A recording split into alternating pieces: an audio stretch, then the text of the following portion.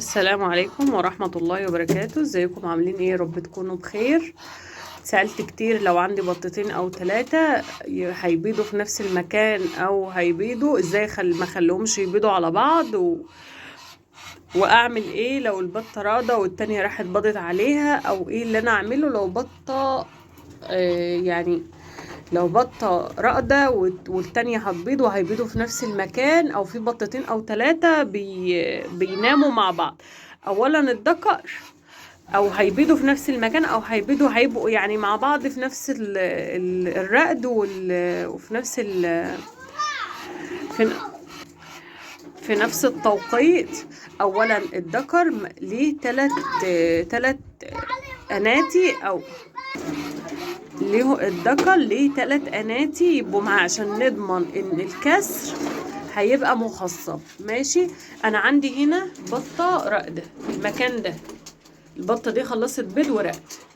ماشي، والبطة البيضة دي بتبيض، والبطة دي كمان يعني على وشك انها تبيض.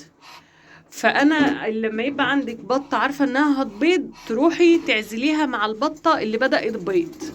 ليه بقى؟ عشان انت لما البطة بترقد وتروحي تدخلي عليها بط تاني بتبدأ تقوم، ولو راقدة بقالها اسبوع 10 ايام بتبدأ تسيب البيض يسقع ويعمل، وممكن تسيبه وتقوم، وممكن كمان يعني ما ترقدش ما تكملش رقد، او تسيبه تقوم من عليه كتير فتتشغل بالبط اللي معاه فتقوم كتير من على البط من على البيض، فبالتالي البيض بتاعها بيسقع ويسخن ويبوظ منك.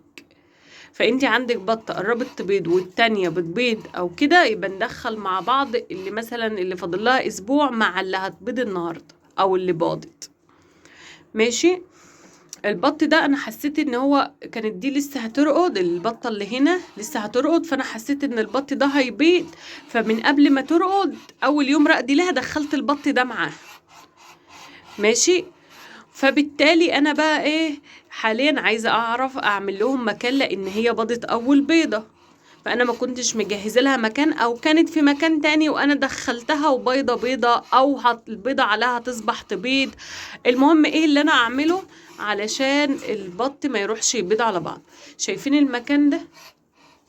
المكان ده احنا بالليل، احنا دلوقتي داخلين على المغرب، فانا هعمل ايه المكان ده انا هقفله للصبح. اول حاجه هتعمليه، شايفين البلاطين اللي فوق بعض دول؟ انا هحطها على البطه للبطه اللي هي هتصبح تبيض، هقفل البطه اللي راقده هقفله عليها. ولو البطه هتبيض يعني مش راقده هتبيض، بتاخديها تحبسها في المكان اللي هي معششه فيه وتقفلي عليها اول يوم او اول يومين عبال ما تعودي البطه على المكان التاني ده المكان التاني اللي انا عملته عشان البطه تبيض فيه. انا كنست مكانه، المفروض ارش الجير خلص، هصبح الصبح ان شاء الله اجيب جير وارش، وظبطت لها المكان من جوه اهو، وحطيت كرتونه فيه، هبقى اجيب شويه تملة احطه. ماشي، البيضه بتاعتها اللي هي بيضتها اول يوم اهي، وانا عايزاها تبيضها في مكان تاني، وانا عايزاها تبيض في المكان ده اهو. انا حطيت لها بيضتها اهو.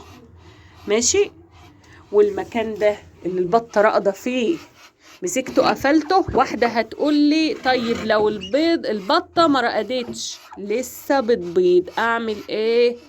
هتني واخداها برضو حطاها وقافله عليها بحاجه، هتصبح بيضه في مكانها، ولما تطلعي لها الصبح تطلعيها. ماشي، البطه بقى اللي باضت دي انا هروح امسكها اهو. ثواني، انا رحت مسكتها اهو ودخلتها في المكان اللي انا عايزاها تبيض فيه، عرفتها بس عليه، مش هعمل اي حاجه اهي. انا دخلتها وهي واقفه اهي بتتعرف اهي، وحطيت لها بيضتها اللي هي بيضاها فيه.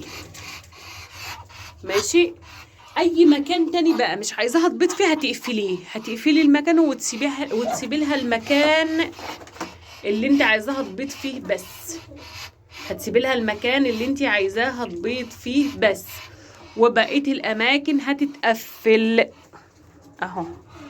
شايفين انا كافياها، دي كمان بيبيضوا فيها قلبها اهي.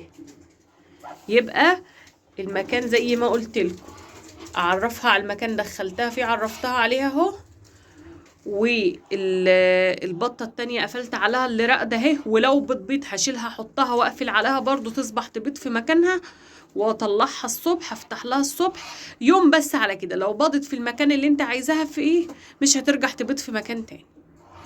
ماشي.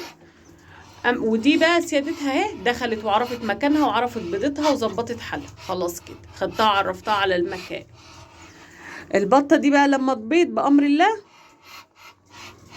هعمل لها مكانها برضو، وهعمل احتياطاتي برضو مع البطتين دول في نفس المكان. اللي عنده اي اسئله ان شاء الله يكتب لي في الكومنتات، ورب اكون قدرت افيدكم. ما تنسوناش في اللايك والشير، والسلام عليكم ورحمه الله وبركاته.